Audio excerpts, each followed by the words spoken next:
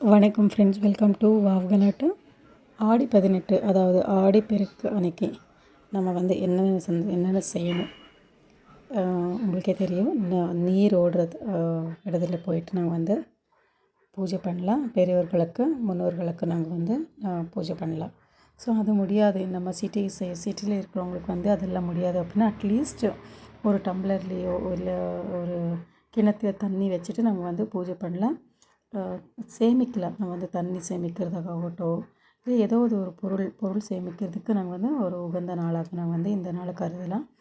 அது இல்லாமல் அட்லீஸ்ட் நம்ம வந்து தண்ணி குழாய் வருது இல்லைன்னா, குழாயில் வந்து ஆன் பண்ண உடனே தண்ணி வருது இல்லைங்களா, அட்லீஸ்ட் அதுக்காச்சும் நாங்கள் வந்து பொட்டு வச்சுட்டு பூஜை பண்ணலாம். ஸோ இது வந்தாலே இதெல்லாம் பண்ணாலே போதும், நம்மளோட வாழ்க்கைக்கு ஏதோ சின்னதாக ஒரு மாற்றம் கண்டிப்பாக நடக்கும்.